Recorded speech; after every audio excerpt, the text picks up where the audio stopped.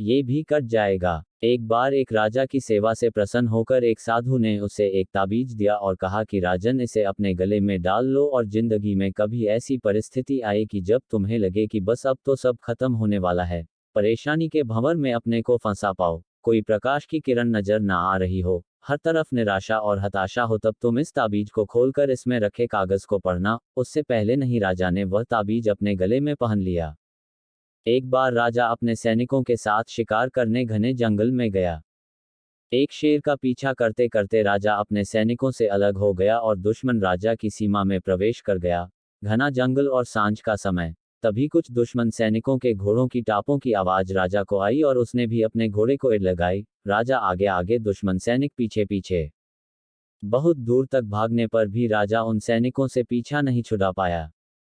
भूख प्यास से बेहाल राजा को तभी घने पेड़ों के बीच में एक गुफा सी दिखी। उसने तुरंत स्वयं और घोड़े को उस गुफा की आड़ में छुपा लिया और सांस रोककर बैठ गया। दुश्मन के घोड़ों के पैरों की आवाज धीरे धीरे पास आने लगी।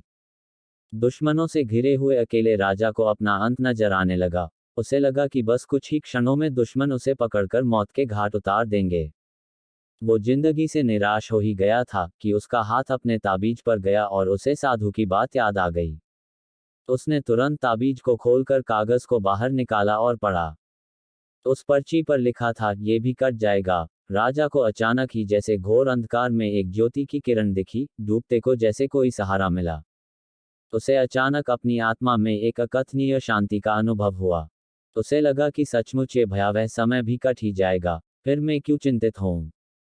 अपने प्रभु और अपने पर विश्वास रख उसने स्वयं से कहा कि हाँ, ये भी कट जाएगा, और हुआ भी यही। दुश्मन के घोड़ों के पैरों की आवाज पास आते आते दूर जाने लगी। कुछ समय बाद वहां शांति छा गई। राजा रात में गुफा से निकला और किसी तरह अपने राज्य में वापस आ गया। दोस्तों, ये सिर्फ किसी राजा की कहानी नहीं है, ये हम सब की कहानी है। हम सभी परिस्थिति, काम, तनाव के दबाव में इतने जकड़ जाते हैं कि हमें कुछ सूझता नहीं है। हमारा डर हम पर हावी होने लगता है। कोई रास्ता, समाधान दूर दूर तक नजर नहीं आता। लगने लगता है कि बस अब सब खत्म है ना। जब ऐसा हो तो 2 मिनट शांति से बैठिए, थोड़ी गहरी गहरी सांसें लीजिए, अपने आराध्य को याद कीजिए और स्वयं से जोर से कहिए, ये भी कट जाएगा।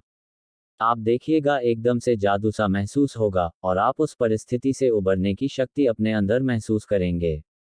आजमाया हुआ है, बहुत कारगर है। आशा है जैसे ये सूत्र मेरे जीवन में मुझे प्रेरणा देता है, आपके जीवन में भी प्रेरणादायक सिद्ध होगा। कहानी अच्छी लगे तो हमारे चैनल को सब्सक्राइब करना ना भूले।